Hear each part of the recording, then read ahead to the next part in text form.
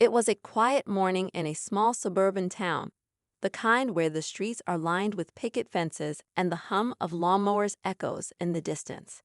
But for Lieutenant Colonel Maya Thompson, a decorated senior officer in the U.S. Army, this was just another day in her routine.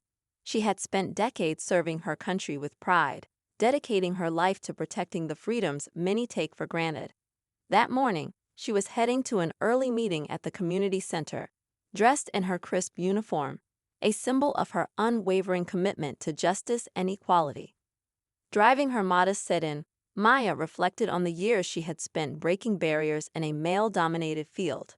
Her journey hadn't been easy, but she had always held her head high, knowing her actions spoke louder than the prejudice she occasionally encountered. Today, however, her resolve would be tested in a way she could never have imagined. As she approached a red light near the town's main square, Maya noticed the flashing lights of a police cruiser in her rearview mirror.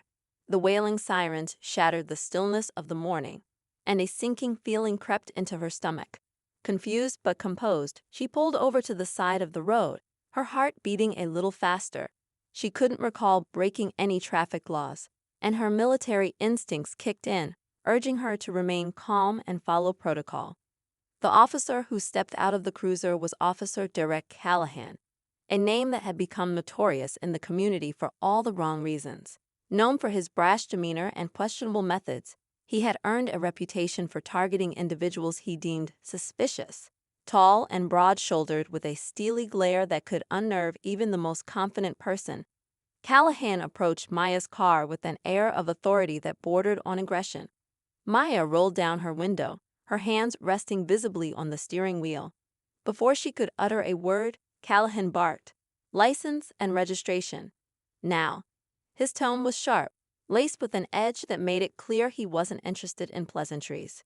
"Yes, officer," Maya replied, her voice steady but firm. She reached for her documents, careful to move slowly. As she handed them over, she added, "May I ask what this is about?" Callahan didn't answer immediately. Instead, his eyes darted to the uniform she was wearing, and a flicker of something, disdain, perhaps, crossed his face. "Step out of the vehicle," he ordered abruptly. "Is there a problem?" Maya asked, her brow furrowing in confusion. "I said, step out of the vehicle," Callahan repeated, his hand moving to the holster on his belt. The tension in his voice was palpable, and Maya realized this wasn't a routine traffic stop. Slowly, Maya exited the car, her composed demeanor never wavering. Standing tall in her uniform, she was a picture of strength and dignity. But Callahan's hostility only seemed to escalate. "What are you doing in this area?" he demanded, his eyes narrowing as if searching for a reason to justify his behavior. Maya's jaw tightened. "I'm heading to a meeting," she said evenly. "Is there a reason I'm being stopped?"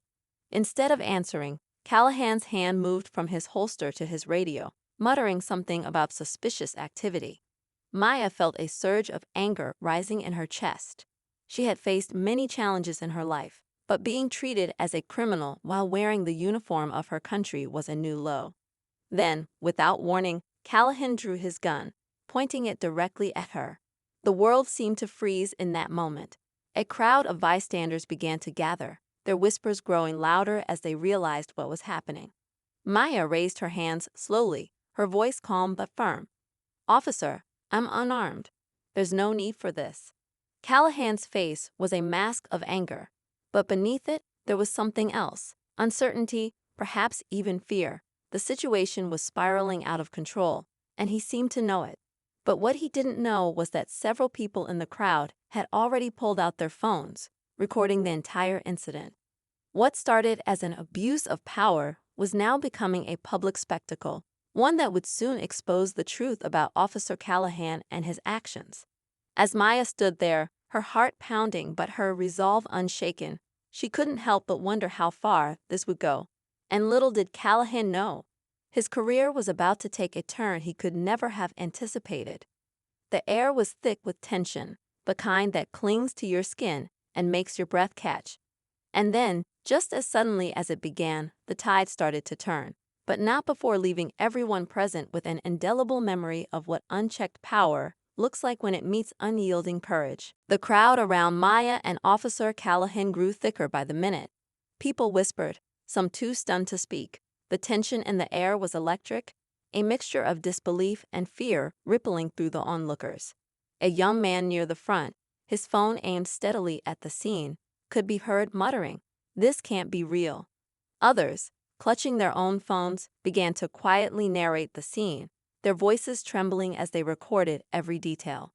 Maya stood her ground, her hands still raised in compliance, her sharp eyes locked on Callahan's.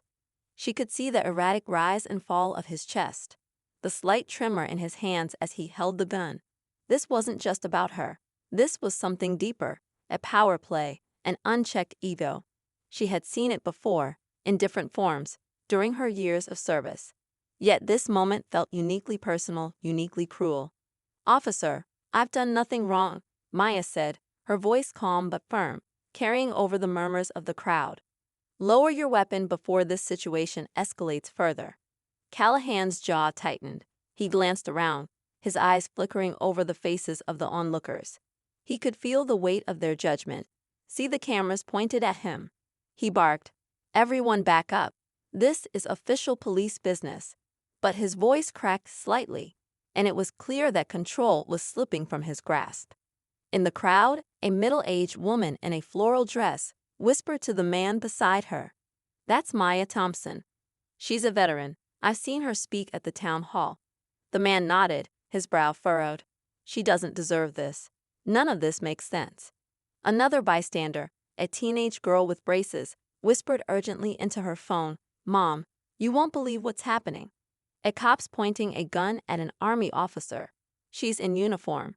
Yeah, I'm recording it." Meanwhile, Maya's mind raced, though her face betrayed none of it. She knew she had to remain calm, not just for herself, but for the crowd watching her. She had been trained to handle high-pressure situations, but this one carried a unique weight. The uniform she wore symbolized honor and service, yet here she was, being treated as a threat in her own country. She wondered what her father, a retired colonel, would say if he could see her now. He had always told her, "In moments of crisis, you show the world who you really are." Callahan, still gripping his weapon, took a step closer. "I don't care who you are," he growled.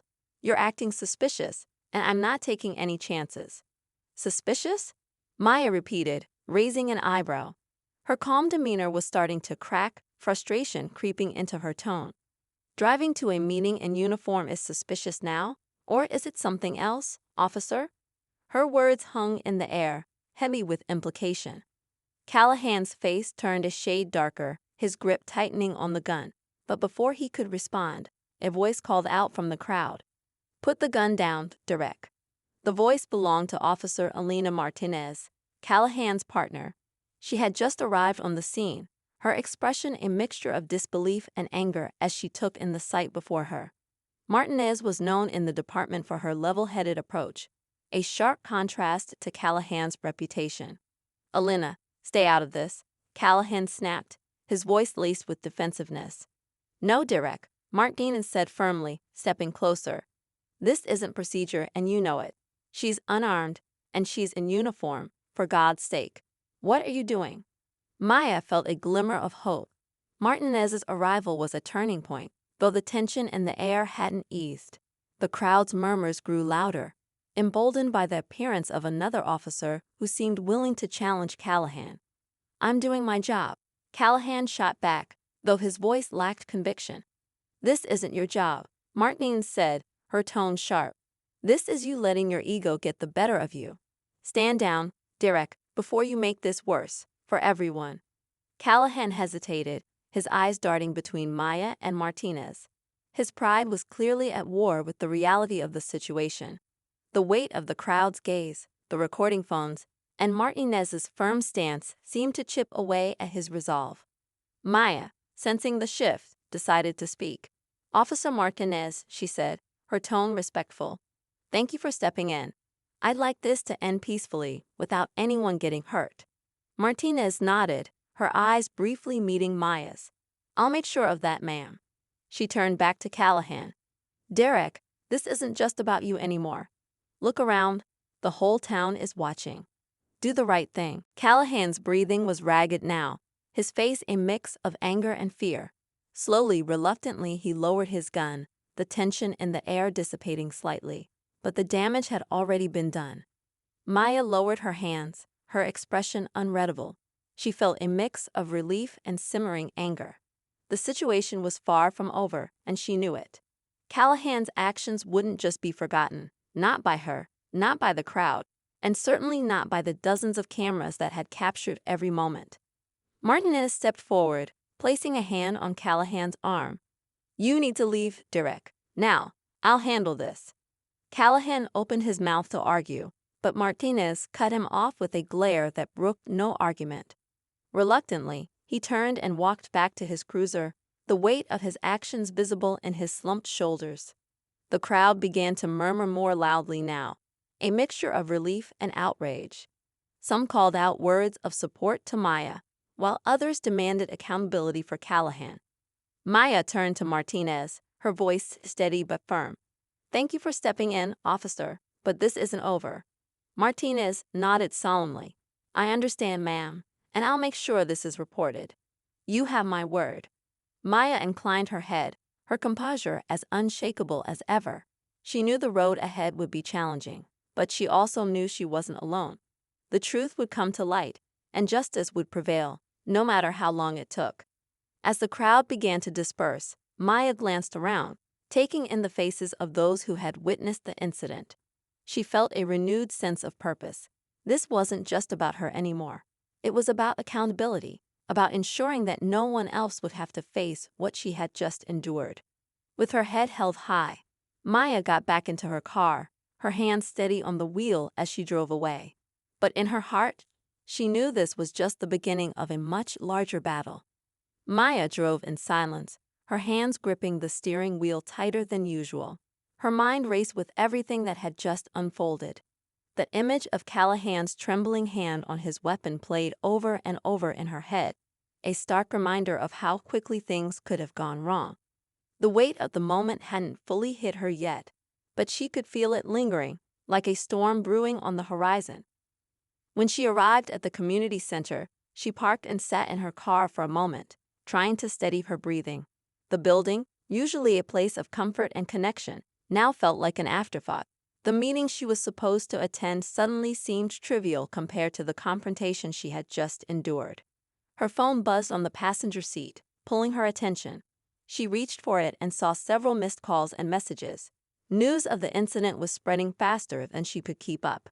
One message, from her younger brother Aaron, caught her eye. "Maya, I just saw the video. Are you okay? Call me when you can." The words hit her harder than she expected.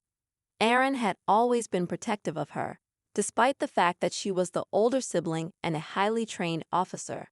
She could imagine the worry in his voice, the way he tried to hide his anger under a calm exterior. Maya made a mental note to call him later, but for now, she needed a moment to process. Inside the community center, the usual buzz of activity had quieted as people glanced at her, their expressions a mixture of curiosity and concern. It was clear that many of them had already seen the video. A colleague, Sarah, approached her cautiously. "Maya," she said softly, "I heard what happened. Are you okay?" "I'm fine," Maya replied, though her voice lacked its usual strength. "Just trying to wrap my head around it." Sarah nodded, her eyes full of sympathy. "If you need anything, let me know. People are talking about organizing something, a way to show support. You're not alone in this." The words were comforting, but they also reminded Maya of the uphill battle she was facing. The incident wasn't just a personal affront. It was a glaring example of systemic issues that couldn't be ignored. As much as she wanted to move on, she knew she had a responsibility to address what had happened, not just for herself, but for the community.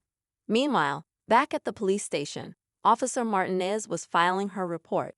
She knew the fallout from this incident would be significant, but she was determined to document everything accurately.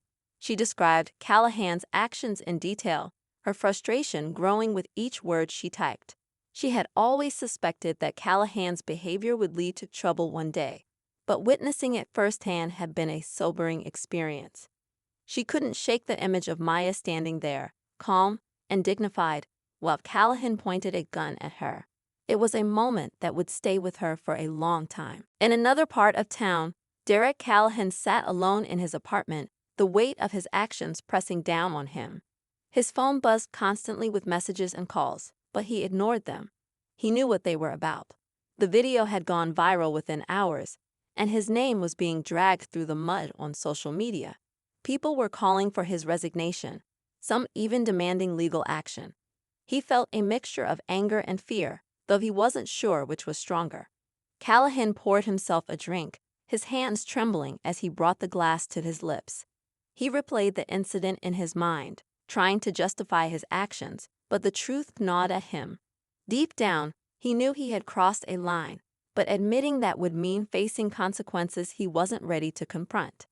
Across town, Aaron was pacing in his living room, his phone clutched tightly in his hand. He had watched the video multiple times, each viewing stoking his anger. Maya had always been his role model, the one who seemed unshakable no matter what life threw at her. Seeing her in such a vulnerable position, treated with such blatant disrespect, was more than he could bear. Aaron wanted to do something, anything, to make it right. He started drafting a post for social media, calling for accountability and justice for his sister. But as he typed, he hesitated. Maya had always been careful about how she handled situations like this. She wouldn't want him to act out of anger. Still, the urge to defend her was overwhelming. As the hours passed, the video continued to gain traction online. News outlets picked up the story, framing it as another example of the growing tension between law enforcement and the communities they served.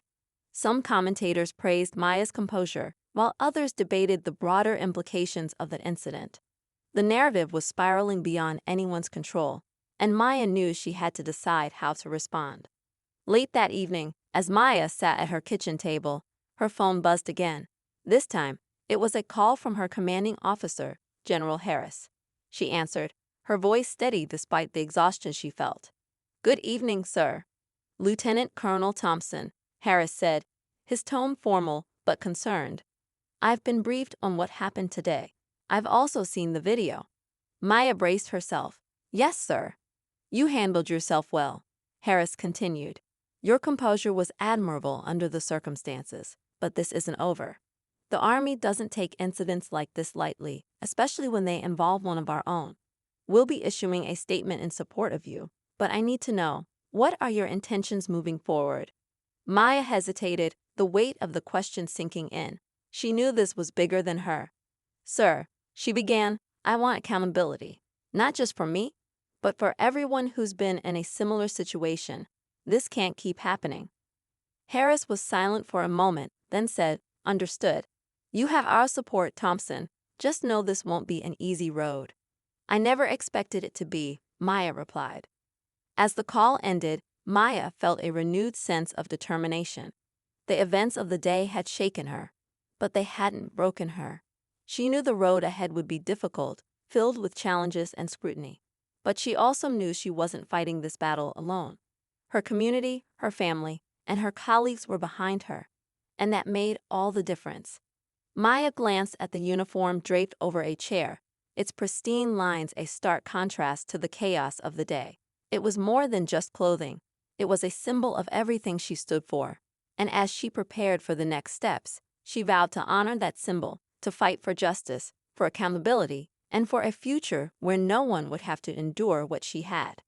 Over the next few days, the video continued to dominate conversations both online and in the town. It was played on news channels, dissected in op-eds, and shared endlessly on social media.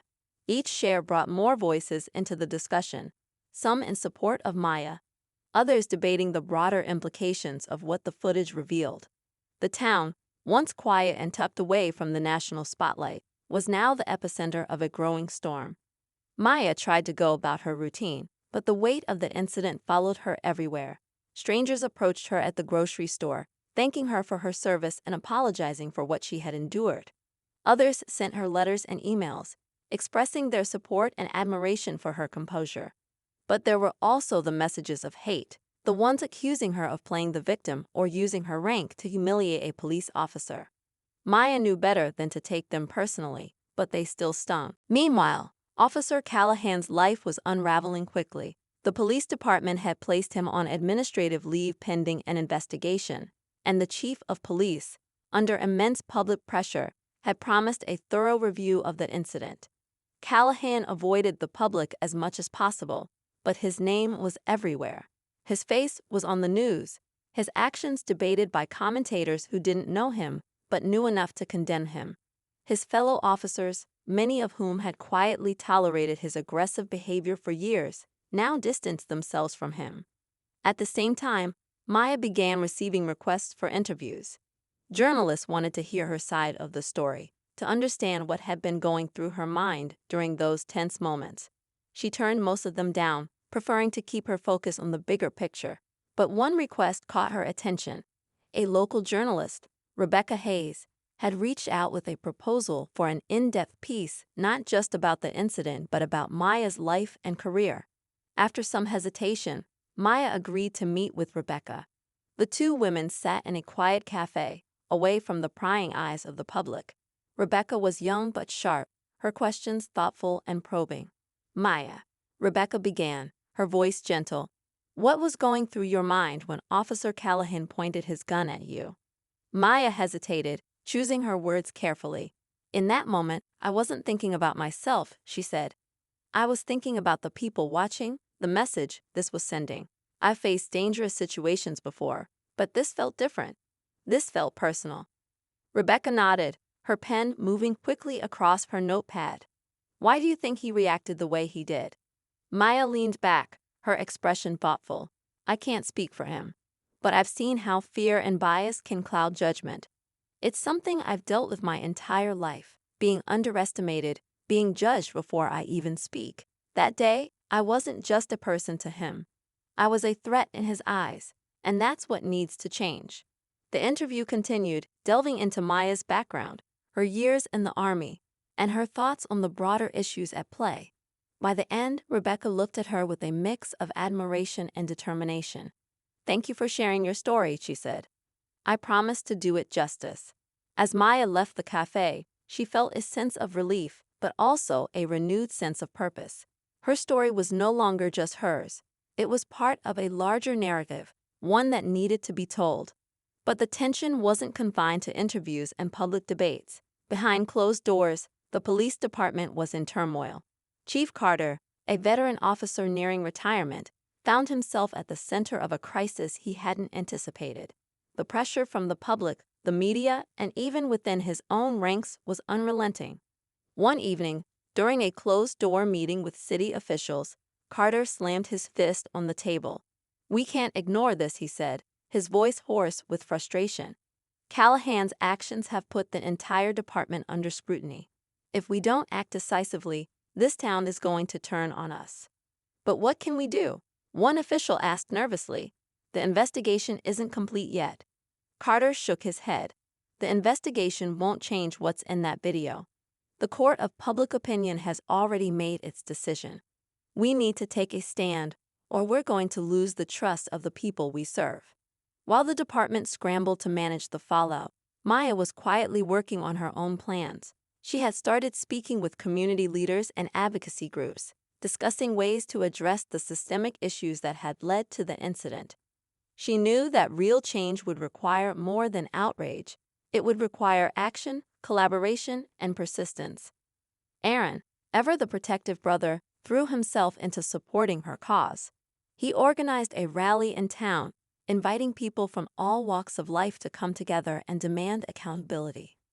The rally, held in the town square, drew a larger crowd than anyone had anticipated. People held signs reading "Justice for Maya" and "End Abuse of Power." Speakers from the community shared their stories, each one adding to the weight of the moment. As Maya took the stage, the crowd fell silent. She looked out at the sea of faces, her heart pounding with a mix of nerves and determination. "Thank you," she began, her voice steady despite the emotion threatening to rise. "Thank you for standing with me, for standing with all of us who believe in justice and accountability. What happened to me is not unique.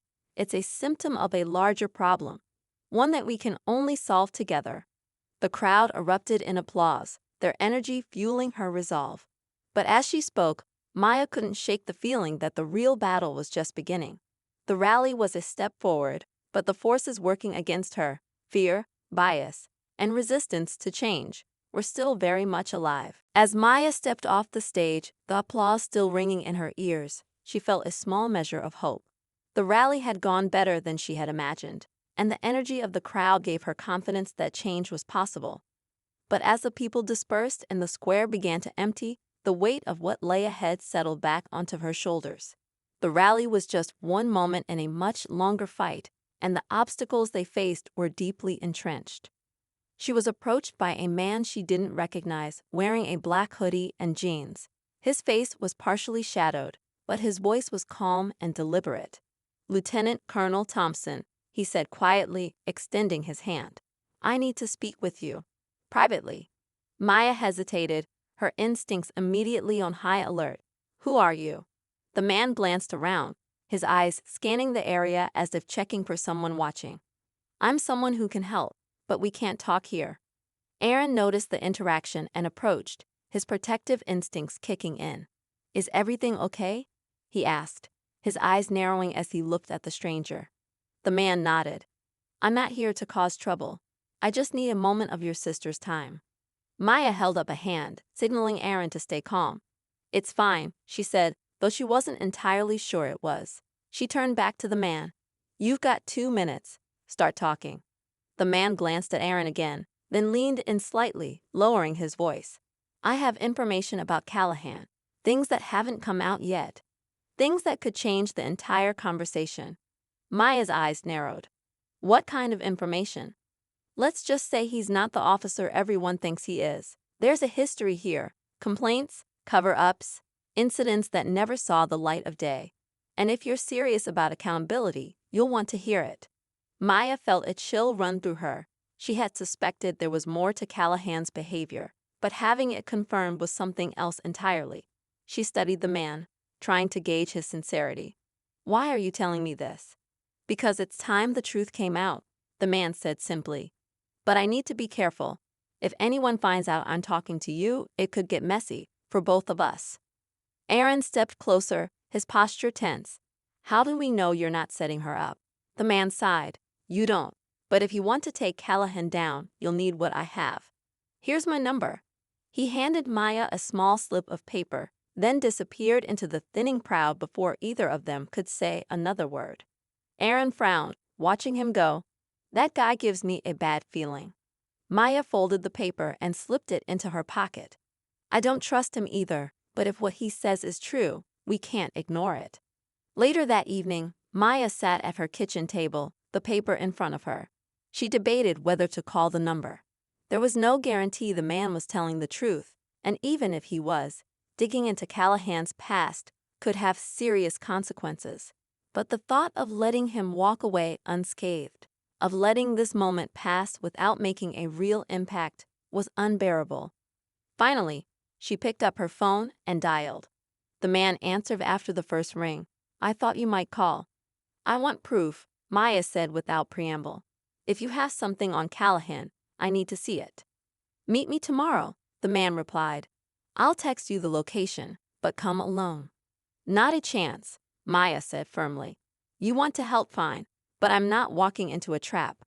There was a pause, then a reluctant sigh. "Fine, one person, but no more." The next day, Maya and Aaron arrived at the meeting spot, a quiet park on the outskirts of town. The man was waiting on a bench, a backpack at his feet. He looked around nervously as they approached. "You brought your brother," he noted, his tone wary. "He's here for my safety," Maya replied. "Now let's see what you've got." The man opened the backpack and pulled out a thick folder. "This is everything I've collected over the years. Internal reports, complaints from citizens, even witness statements. Callahan's been protected by the system for a long time, but it's all here." Maya took the folder, her hands steady despite the surge of adrenaline. As she flipped through the pages, her stomach tightened. The documents painted a damning picture, a pattern of misconduct, excessive force, and intimidation, all swept under the rug by higher-ups in the department. It was worse than she had imagined. Aaron leaned over her shoulder, his expression darkening as he read. How did you get all this? The man hesitated. Let's just say I used to work in a position where I had access to these kinds of files. I left the force a few years ago, but I couldn't let this go. Maya looked up at him, her mind racing. Why now? Why come forward now? Because people are finally paying attention, he said. And because you're the kind of person who can actually do something about it. Maya closed the folder, her resolve hardening. This is bigger than Callahan. If this gets out, it could expose the entire department. The man nodded. That's the idea, but be careful. The people who covered for him won't go down without a fight. As Maya and Aaron left the park, the folder clutched tightly in her hands. She felt the weight of what lay ahead. The truth was powerful, but it was also dangerous. And as they walked back to the car, a dark sedan parked nearby pulled away, its windows tinted and its intentions unclear. Maya spent the night going through the folder, page by page, absorbing the full scope of Callahan's actions and the department's complicity. The evidence was overwhelming.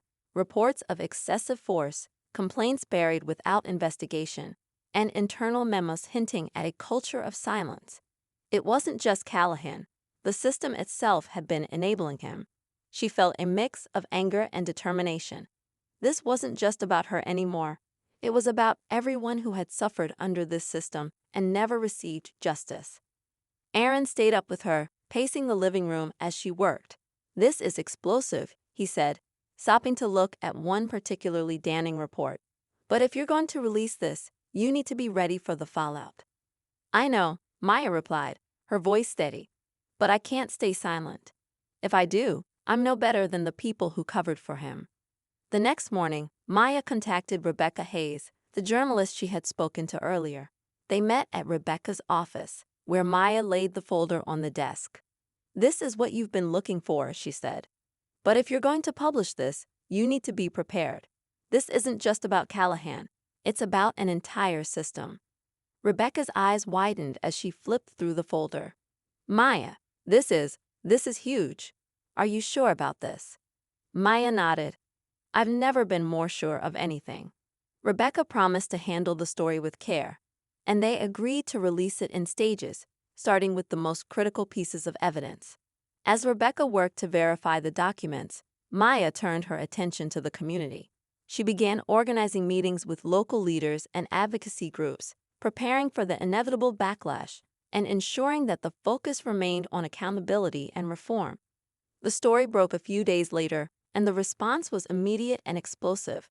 News outlets picked it up within hours, and social media was flooded with reactions. The hashtag Justice for Maya was soon joined by hashtag Reform the System, as people called for a complete overhaul of the police department.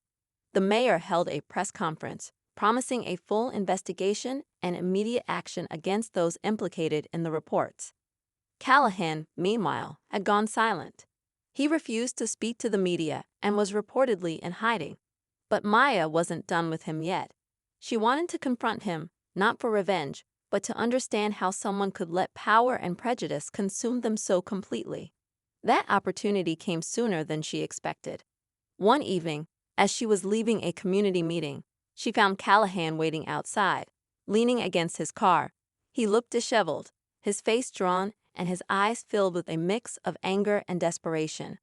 Maya, he said, his voice low and strained. We need to talk. Aaron, who had accompanied her to the meeting, immediately stepped forward. Back off, Callahan. It's okay, Maya said, holding up a hand. She turned to Callahan. What do you want? I didn't come to apologize, he said, his tone defensive. But I need you to understand. I was just doing my job. I didn't mean for any of this to happen. Maya stared at him, her expression unreadable. Your job was to protect and serve, not to let your biases endanger people's lives. This isn't just about what you did to me. It's about the countless others you hurt along the way. Callahan looked away, his jaw tightening. You think you're so perfect? You don't know what it's like out there, the pressure we're under. It changes you. I do know, Maya replied sharply. I've served in war zones. I've been in situations you can't even imagine. but I never let fear or prejudice dictate my actions. That's the difference between us."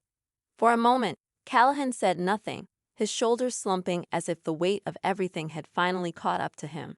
"You've destroyed my life," he said quietly. "No," Maya replied. "You destroyed it yourself. I just held up a mirror." With that, she turned and walked away, leaving him standing there in the dark. It wasn't the closure she had expected, but it was enough. Callahan's downfall was a consequence of his own choices, and she had no intention of carrying the burden of his guilt. As the weeks went on, the fallout from the investigation continued. Several high-ranking officials in the department resigned or were fired, and Callahan was formally charged with multiple counts of misconduct. Maya remained at the forefront of the movement, working tirelessly to ensure that the momentum didn't fade. But just when it seemed like things were settling down, Rebecca called with an urgent update. "Maya, there's something you need to know," she said, her voice tense. "While going through the documents, I found evidence of a larger network, people in positions of power who have been covering up misconduct for years. This goes way beyond Callahan." Maya's heart sank. Just when she thought they were making progress, another layer of corruption had been revealed. But instead of feeling defeated, she felt a renewed sense of purpose. The fight wasn't over, and she was ready to keep going. As she hung up the phone, Maya looked out the window, the city lights twinkling in the distance. The road ahead would be long and difficult. But for the first time in a long time, she felt hope. Change was possible, and she was determined to see it through. In the weeks following Rebecca's revelation, Maya found herself once again at the center of a storm. The new evidence exposed an intricate web of complicity that went far beyond Callahan and a few senior officers. It revealed years of coordinated cover-ups, misplaced accountability, and a culture that prioritized protecting its own over serving the community. The findings reignited public outrage, and the calls for reform grew louder. Maya knew this wasn't just a battle against a corrupt system. It was also a test of endurance. The pressure was relentless. Her name and face were everywhere, on television, in newspapers, and across social media. While many saw her as a hero, others labeled her a troublemaker or accused her of attacking law enforcement. She received anonymous threats, her family was harassed, and there were moments when the weight of it all felt unbearable. But she pressed on, leaning on Aaron and the community that had rallied around her. Rebecca's investigative series became the focal point of the conversation, laying bare the extent of the corruption with undeniable proof. Each article added fuel to the fire, forcing officials to act. A task force was assembled to conduct an independent review of the department, and public hearings were scheduled to hold those involved accountable. Maya was invited to testify, her voice now a powerful force for change. The day of her testimony was nerve-wracking. As she sat before the panel, facing rows of cameras and reporters, she felt the weight of every story she had heard from people who had suffered under the same broken system. She spoke with conviction, detailing not just her own experience, but also the broader patterns of abuse and neglect the documents had exposed. She emphasized the need for systemic change, for real accountability and transparency, and for rebuilding trust between the community and law enforcement. Her words resonated far beyond the hearing room. The testimony was broadcast nationwide, sparking conversations in cities across the country. Activists, community leaders, and even some law enforcement officials joined the call for reform. It became clear that this was no longer just about one officer or one department. It was about addressing a deeply rooted problem that affected communities everywhere. As the hearings continued, the fallout from the investigation deepened. Callahan, facing mounting charges, agreed to a plea deal in exchange for cooperating with the task force. His testimony provided further insight into the culture of corruption and implicated several high-ranking officials who had long evaded scrutiny. It was a bitter pill for Maya to hear him speak, knowing that he was now trying to save himself after years of harming others. But she also recognized the importance of exposing the truth, no matter the source. Meanwhile, the community around Maya continued to rally. Local organizations began hosting workshops on police accountability and community safety. Activists worked tirelessly to ensure that the reforms being proposed weren't just performative, but meaningful and enforceable. Maya found herself at the center of these efforts, using her platform to amplify voices that had long been ignored. Through it all, she stayed grounded by focusing on her own healing. She started attending therapy, a step she had resisted for too long, and began to process the trauma she had experienced. She spent more time with Erin and her parents, cherishing the moments of normalcy amidst the chaos. Slowly, she allowed herself to imagine a future where she wasn't defined solely by this fight. Months turned into a year, and while progress was slow, it was real. The department underwent significant changes, including the appointment of a new chief who pledged to prioritize accountability and transparency. Several officers implicated in the investigation were dismissed, and new policies were implemented to prevent future abuses. The state legislature passed a bill mandating independent reviews of police misconduct cases, a direct result of the momentum Maya and her allies had created. On a quiet evening, as Maya sat on her porch watching the sunset, Rebecca called with an update. "The final piece of the story is going live tonight," she said. "It's about the ripple effects, how what we started here is inspiring other cities to take a hard look at their own systems." Maya smiled, feeling a mix of pride and humility. "It's not just us," she said. "It's everyone who stood up and refused to let this go." After hanging up, she reflected on how far they had come. The journey had been painful and exhausting, but it had also been transformative. She thought about the people who had shared their stories with her, the allies she had found in unexpected places, and the strength she had discovered within herself. It wasn't just about changing the system, it was about restoring hope and reclaiming dignity.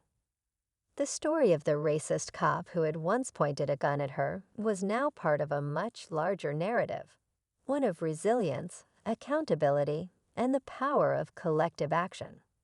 While there was still much work to be done, Maya knew they had taken the first crucial steps. And in those steps, there was hope for a better, more just future. As the last rays of sunlight faded, Aaron joined her on the porch, a cup of tea in hand. "You did it," he said, sitting beside her. "We did it," Maya corrected, giving him a small smile. "But this is just the beginning." Aaron nodded, his expression thoughtful. "Then I guess we'd better be ready for whatever comes next." Maya looked out at the horizon, feeling a sense of peace she hadn't known in a long time. Whatever the future held, she was ready to face it. Together with her family, her community, and everyone who had joined the fight, she knew they could take on whatever challenges lay ahead. The fight for justice was far from over, but for the first time, it felt like they were finally moving in the right direction, and that was enough to keep going.